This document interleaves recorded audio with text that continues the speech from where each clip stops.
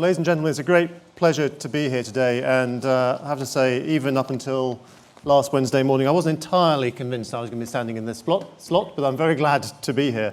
In fact, it was only just before 6 o'clock in the morning that we got the email with the final report from Howard Davis, and it took a few minutes to absorb it and see quite what the answer was. And it was a terrific day, as you would imagine. And I had many, many supportive messages coming through from many people, including one intriguing one from the email of P. McLaughlin saying, "Great news, let's build it." And I had to read it a few times before and contain my excitement to realize that it was from Pat McLaughlin, one of our engineers. No relation. But today I would like to talk about ambition. That is why we are here. This debate has never been about a runway. It's been about the future of our country. Do we have the ambition for Britain to be one of the world's great trading nations, as we have been for hundreds of years, right at the heart of the global economy? Or are we prepared to accept second best, relegated to a branch line to growth? The debate is now over, once and for all. The Airports Commission has unanimously and unambiguously chosen Heathrow's new Northwest Runway plan. They have chosen ambition. Heathrow's hub is a unique and unrivaled national asset. In this small island, we have taken advantage of our unique geography, being within range of 95% of the global economy by direct flight. The Queen has flown to Perth on a single plane from Heathrow. But also the scale of London to create one of the world's largest and best connected airports. Heathrow is one of Britain's competitive advantages, which helps make London a true world city, and the UK one of the best places to do business. From Heathrow, you can fly to over 80 long-haul destinations, 75 of which are not served by any other UK airport. There are only 5 other cities in the world from which you can get to more than 50 long-haul destinations. That's how rare and valuable it is. And we can support so many because we are a hub where airlines pool demand from across Europe to fill long-haul planes. That means that British passengers have the convenience of regular direct flights all over the globe. We complement the roles of all other UK airports. And by the way, we unequivocally support their right to grow. We connect Britain to the world, and we make it easier for exporters and their exports to get to growth markets, and for inward investors, tourists, and students to come here to spend their money. Over a quarter of British exports go by air through Heathrow in the holds of passenger planes. If air routes are this country's trading arteries, then Heathrow is its beating economic heart. Let me give you just one example of the hub at work. With 4 flights a day from 3 competing airlines, we are better connected to Tokyo than any other airport in Europe. On any one of these planes, you will find British financiers going to Asia's financial capital, high-quality Scottish salmon bound for the seafood markets, motor executives from Newcastle going to visit head office, and students and tourists on their way home. This flow of trade in and out of Britain's economic heart is repeated every 45 seconds, 1,300 times a day, every day. We're proud of our role as the UK's hub, and we want Britain to be proud of us. We've been working hard to create a world-class airport, investing £11 billion of private money over 10 years to build new Terminals 2 and 5 and refurbish 3 and 4 on time and on budget. And if you're wondering why I haven't mentioned Terminal 1, it's because we closed it last week for good. We've matched investment in buildings with investment in people and service, and we are now consistently rated by passengers as the best major airport in Europe. And my ambition is for Heathrow to give passengers the best airport service in the world. As Lord Adonis mentioned, one of the great advantages of Heathrow is its proximity to London. You can get from your plane to Paddington in less than 30 minutes. That's a world-class experience. But of course, it's also our limitation. When the airport was built, it was in open countryside. But Heathrow has been such a successful engine for economic growth that businesses and housing have expanded around us. We are now in a more urban environment, so we must be a good neighbour. We are an integral part of our local community. We provide almost a quarter of the jobs in the local area. I spent my first day as chief executive meeting councillors and visiting local schools. Many of the kids in local schools are our kids and will come to work for us one day. The schools are excellent, the kids are super smart, and I want to create an environment at Heathrow where they can fulfil their potential and where one day one of them will come and do my job. We've all heard a lot recently about the environmental challenges of aviation, but I wonder if you are aware that we are the industry leaders in sustainability and managing noise and emissions. We've just been given an award as the Innovator among all European airports.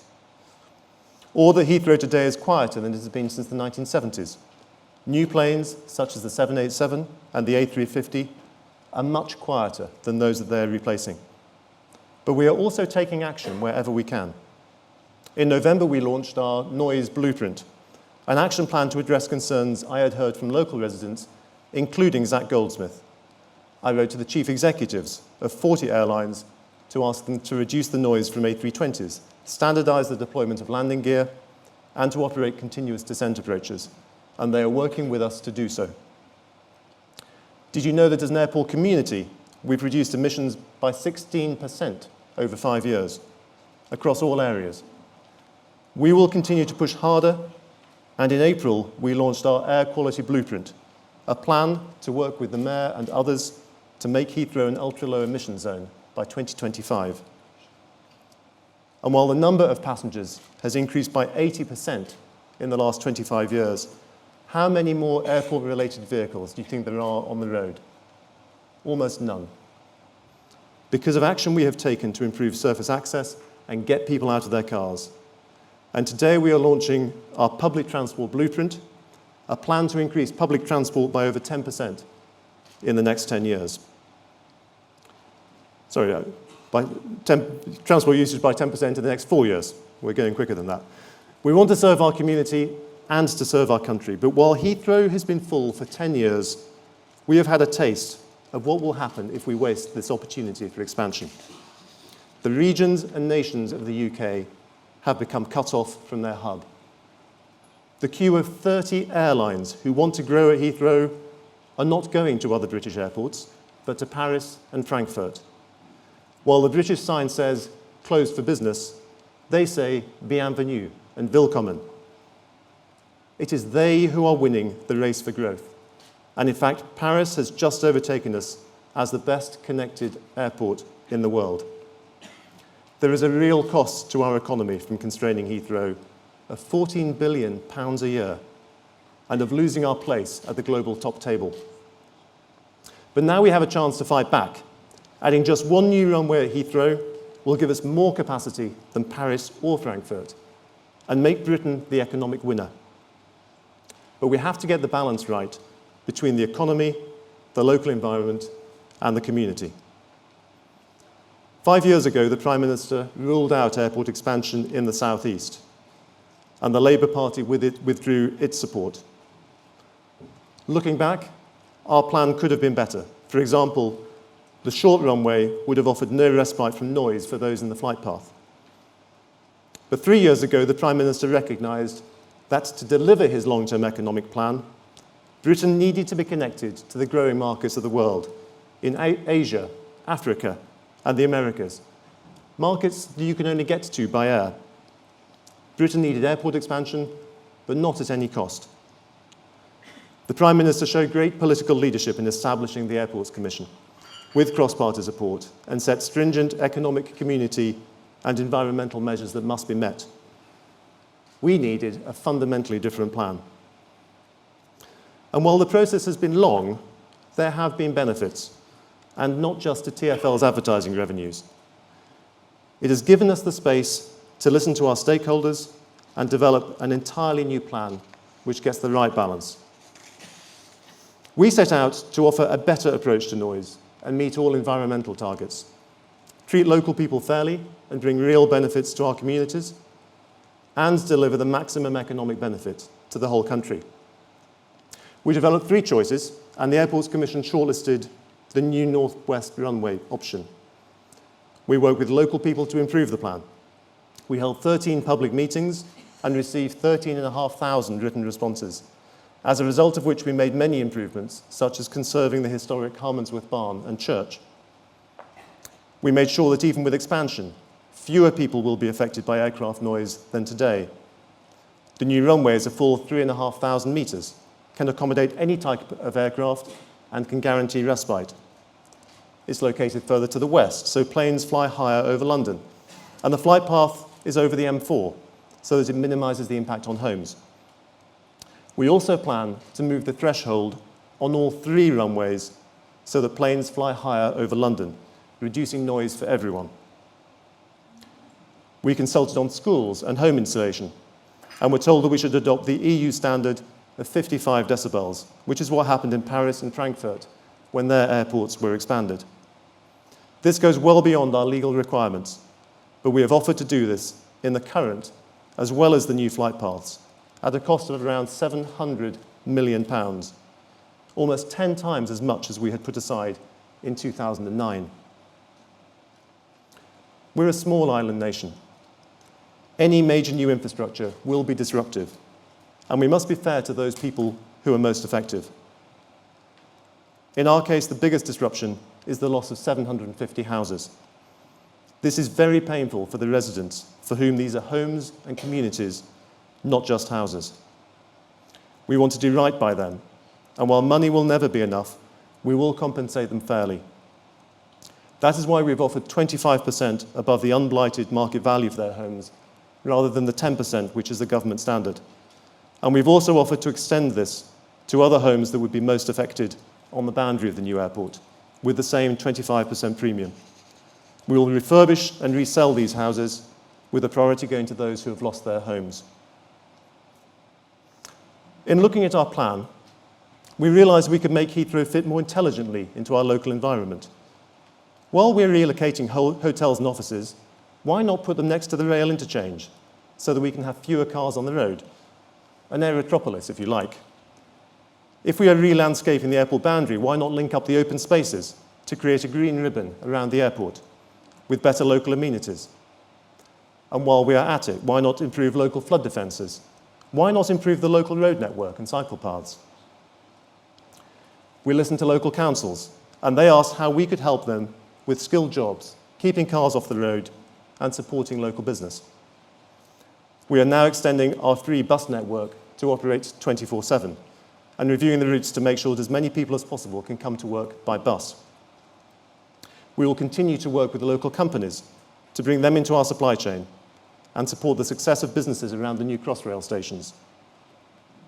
With expansion, we can create 40,000 new jobs at the airport alone, 10,000 apprenticeships, the opportunity to end youth employment in local boroughs. This is a huge prize for the local community. We will work with schools and colleges to give young people in local schools today the skills they will need to be the engineers, accountants, pilots, customer service people, and the chief executives of the future. And today I'm delighted to announce that we are setting up the Heathrow Education Skills Task Force to secure the skills we will need. West London needs regeneration just as much as East London. Our neighbours in Southall and Feltham are aspirational and want a better life for themselves and for their children. Expansion will support the regeneration of West London. And tomorrow you will see an example with the new Heathrow Garden City in Hounslow, including around 9,000 new homes. Heathrow is a national asset, so we set out to meet businesses all across the country, and the message was loud and clear. Give us more flights to high-growth markets. Well, with expansion, we can deliver up to 40 new long-haul destinations. We could connect Silicon Roundabout and Silicon Fen with Silicon Valley, as well as Osaka, the home of the Japanese electronics sector, and Chongqing in China, where 1/3 of the world's laptops are made, putting Britain at the heart of the global technology industry. Business is also crying out for more cargo capacity. More flights will mean more room for air freight. And we will also double our cargo handling facilities and improve their efficiency. We listen to politicians in all nations and regions of the UK. They call for better connections by rail and air to the UK's hub. When the new runway opens in 2025, Heathrow will be at the heart of an integrated transport network served by 5 railways and 5 motorways, with the country's biggest bus and coach station. We will have more competition and choice on domestic routes, new services to Inverness, the Isle of Man, Jersey, a £10 million route development fund, and a number of public service obligation routes. This is a fundamentally new plan. A plan that started with our local communities and the environment, not just economics. But the economics are outstanding.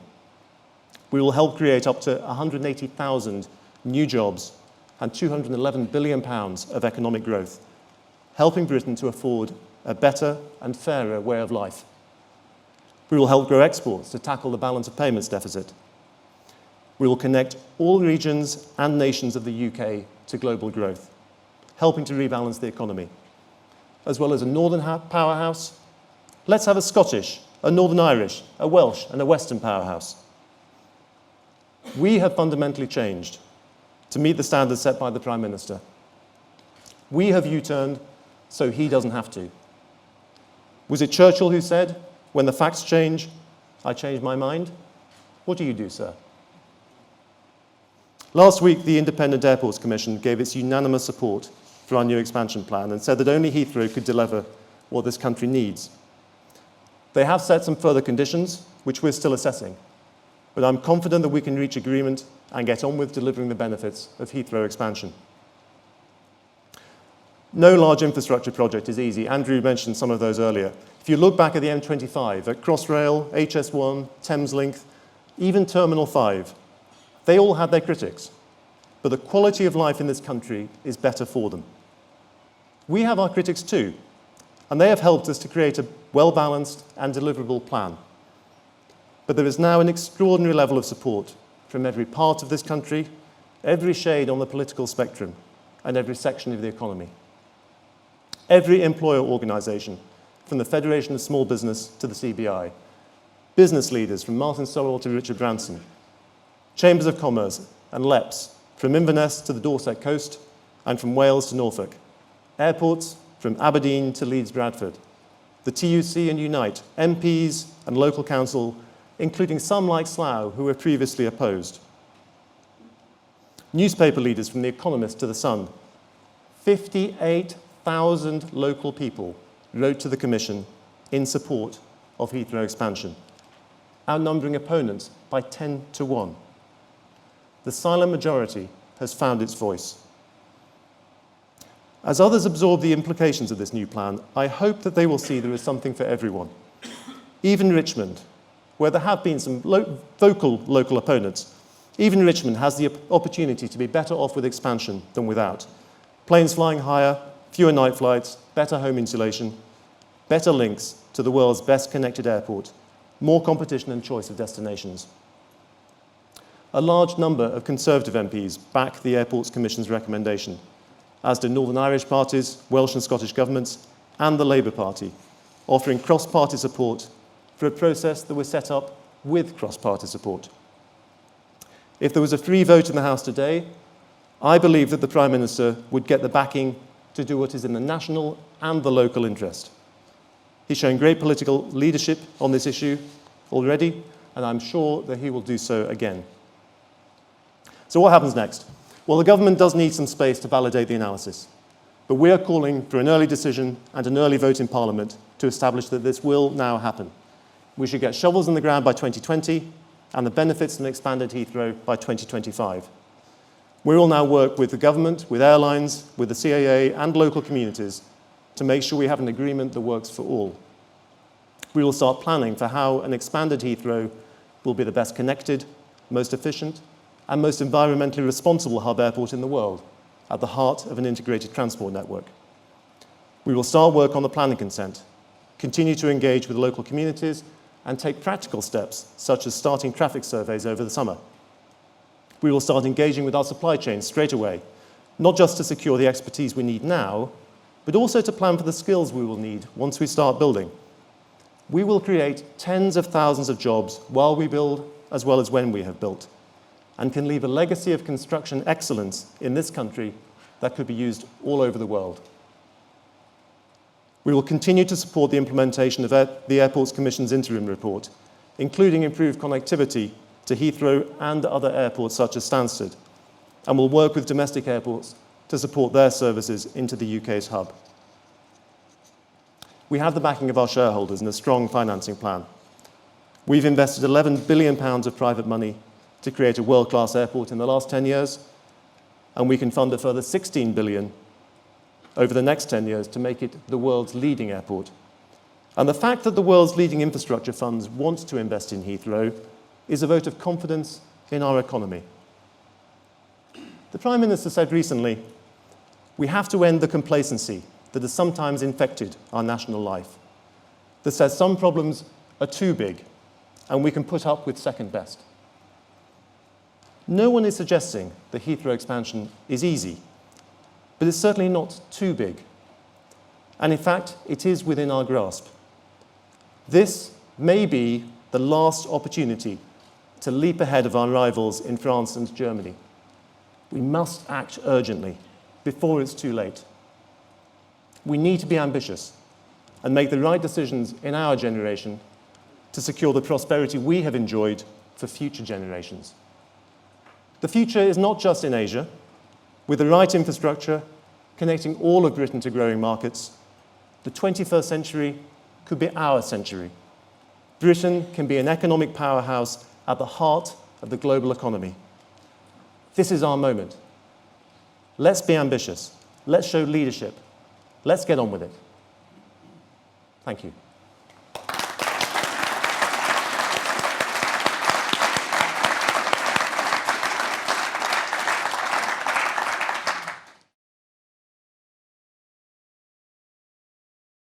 John, you've got time for a few questions, yes, haven't you? So please, again, please do put your hands up and say who you are and where you're from. I wonder if I could ask you a couple of things, actually, just to rose out of what you were saying. On community engagement, the Commission talked about setting up a community engagement board and also about £1 billion on community compensation. Are you going to commit to those? But also on night flights. The Commission said no night flights.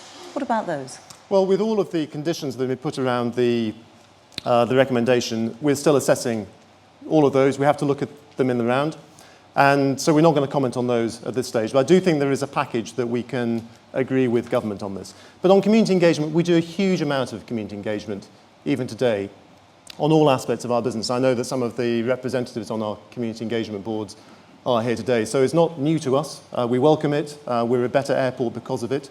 And as I mentioned, we are part of our local community. We want to be a good neighbour. But will you be setting up one along the lines that the Commission recommended? We'll have to see how it fits in with all the other things we're doing. I'm not sure whether the Commission understood everything that we do today. But I'm sure there is a package in there that we can agree with our local communities, with the airlines and with government. And on the £1 billion?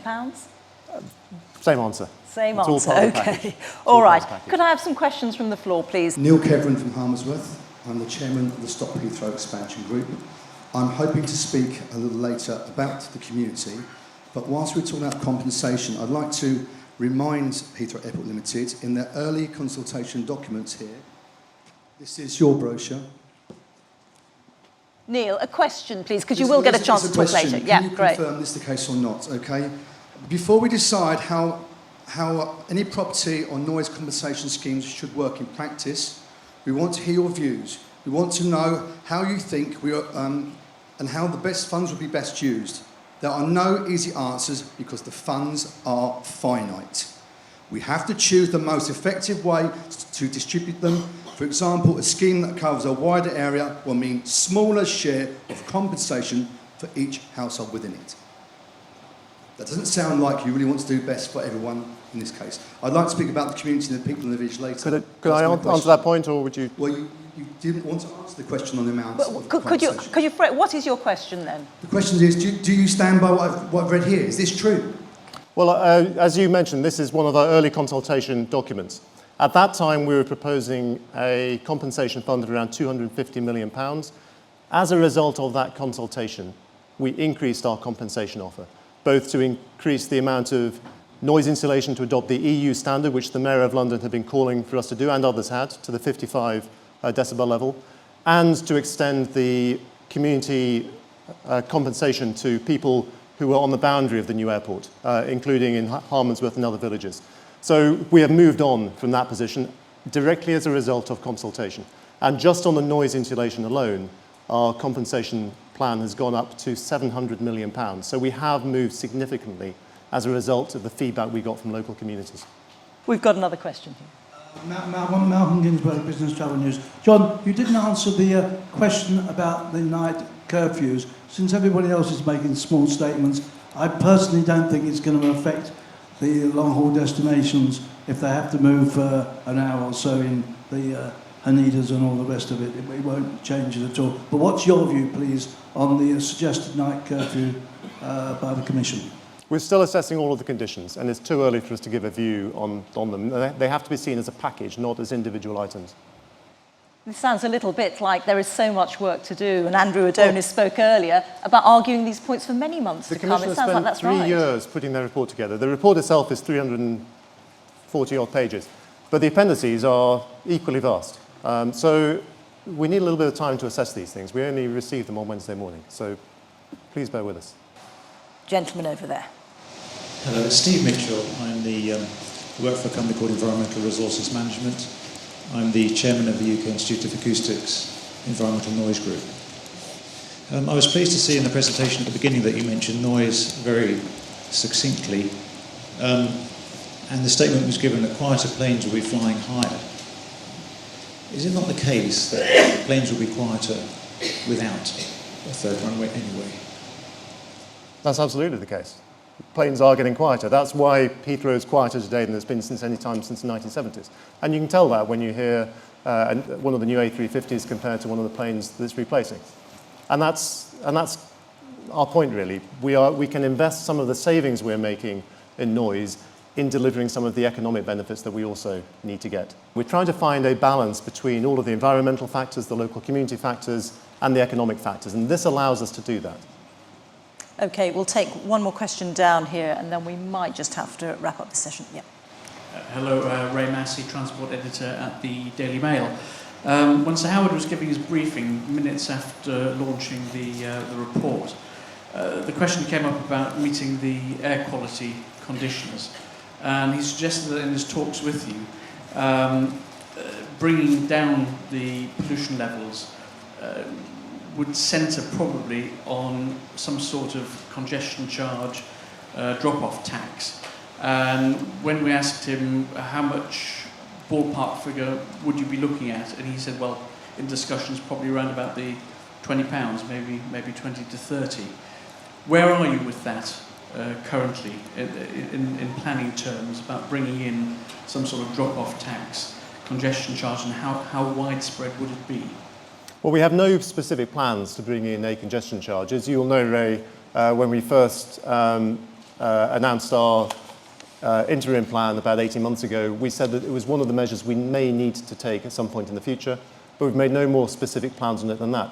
But we think that with all the changes that we're seeing, particularly with surface access changes, but also the changes to local road layout and to the location of hotels and offices, that we won't need to take any of those measures, and it's only an extreme position if we need it.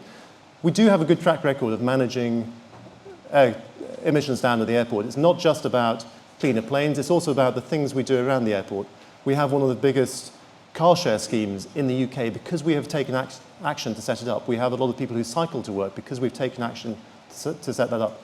There's a lot that we can do to minimise the impact of the airport and be a better neighbour, and we're doing that today. Why then would he suggest that minutes after producing the report? Because that was the policy that he thought would be the most likely and most effective to bring it down quickly. Well, as I said, it's something that we say we may need to use in extreme circumstances, but we don't think that we are going to need it because we have enough other mitigating factors. And I think even when the air quality consultation went out, only some of our mitigating factors were taken into account with that. There are many that we could take before we would need to get to a congestion charge that would continue to improve the air quality picture. So we think we have a good plan that will do enough without needing to get into congestion charge. If we were to do it, then of course we would be excluding the kind of things you would expect us to exclude. Local vehicles, hybrid and electric vehicles, taxis would be excluded from those kind of measures because we need to make sure that the airport flows well, that we're fair to people. But as I say, I don't think it's likely that we are going to need to use that. Okay, on that note, thank you very much, John.